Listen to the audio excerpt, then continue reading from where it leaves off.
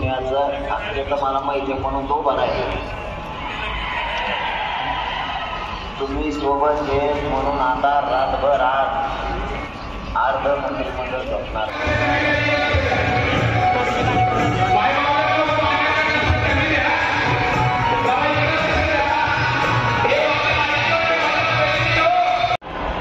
आणि सरकारनं ठरवलं की मराठा आता कधीच एक येणार नाही असा गैरसमज पसरला.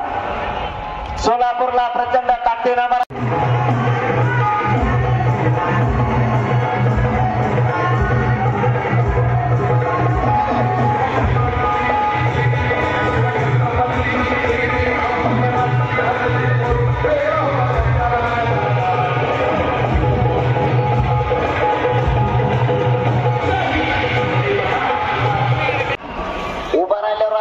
त्याला काय बरं. आता तुम्ही इतक्या जवळ असून तुम्हाला प्रॉब्लेम आहे, सगळ्यात मागच्या काय करायचं? त्यांना तर काही दिसत ऐकायला येत ना सगळे. हे बघा, आपल्याला काही गोष्टी सहन करावं लागतात. काय करायचं तुला बसून? मागच्याचे काय हवं असते माहिती आहे तुला? त्यांना येत आहे का ऐकायला?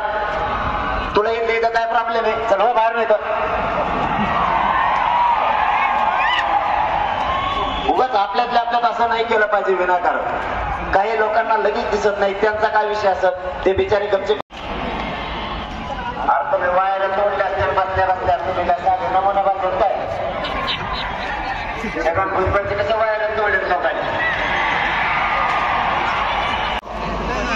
तेवढा जोश होता, एवढी ताकद, तितक्या घोषणा, असा थरथर उडण असा आपला विरोधानं असं काम केलंय तुम्ही. आज खाली बसणार आहे, बसा बसा खाली बसा, मागच्याला अडचणी आल्या लवकर बसा.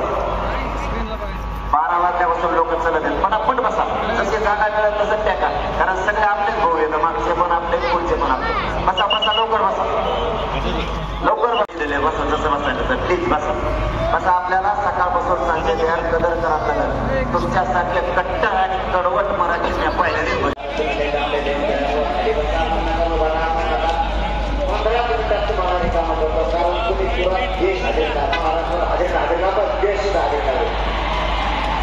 संख्येने मराठा बांधव या रॅलीमध्ये सहभागी झाले व शिस्तीचं पूर्ण पालन केलं. आणि आता आपण सारसबाग ते डेक्कन चौकापर्यंत अतिशय शिस्तबद्ध पद्धतीने आपण चालत आलो आहोत.